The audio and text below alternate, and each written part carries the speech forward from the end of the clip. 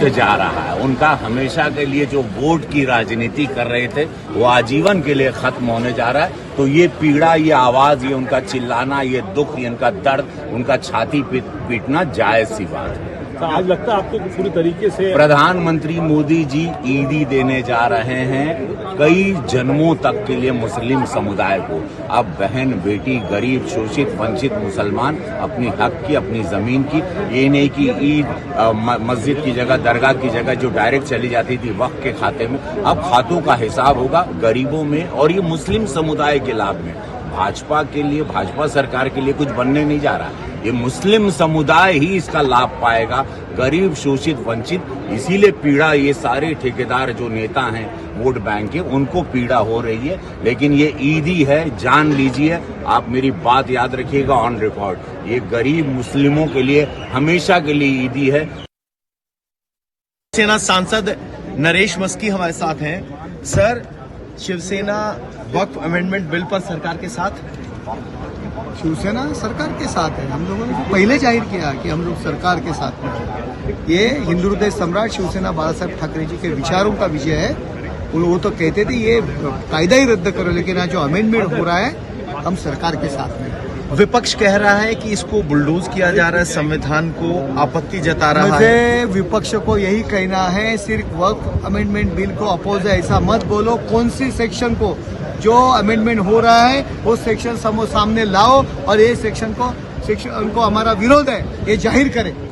सिर्फ ऐसी उटपटांग बातें मत करें, लोगों को बताएं कि क्यों हमारा विरोध है, इसका कारण क्या है। कांग्रेस सांसद हमारे साथ हैं। मानिकम जी, लंबी बैठक आप लोगों की चली कांग्रेस सांसदों की, क्या चर्चा हुई वक्फ बिल पर, क्या रुख कांग्रेस पार्टी का रहने वाला? Leader of opposition Rahul Gandhi ji ने आज मीटिंग में सारे कांग्रेस एमपीज का साथ बात किया है। कल इंडिया अलायंस का फ्लोर लीडर्स का साथ बात क्या हुआ था, निर्णय क्या हुआ, उसके बारे में भी बताया। और ये अटैक बीजेपी कम्प्लीटली इस पूरी लड़ाई का कम्युनल बनाना चाह रही है, नफरत फैलाना चाह रही है। हम इसका कॉन्स्टिट्यूशन के ऊपर अटैक मानते हैं। कॉन्स्टिट्यूशन का बचाने के लिए हमारा लड़ाई है।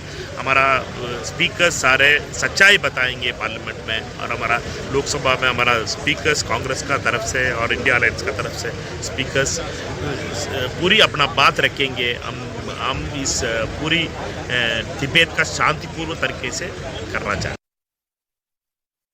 बीजेपी के चीफ व्हिप इस वक्त हमारे साथ हैं। आज वक्फ अमेंडमेंट बिल पर चर्चा होने वाली है।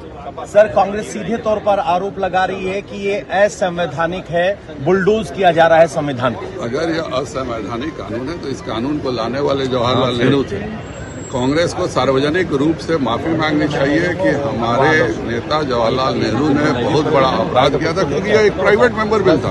कभी प्राइवेट मेंबर बिल कानून में नहीं बदलता, लेकिन नेहरू जी ने एक प्राइवेट मेंबर बिल को कानून में बदल दिया।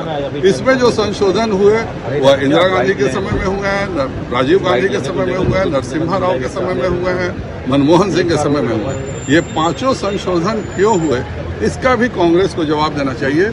असल दिक्कत यह है कि इस कानून के आने के बाद पसमानदा समाज को वक्फ बोर्ड में बोलने का हक मिलेगा, महिलाओं को बोलने का हक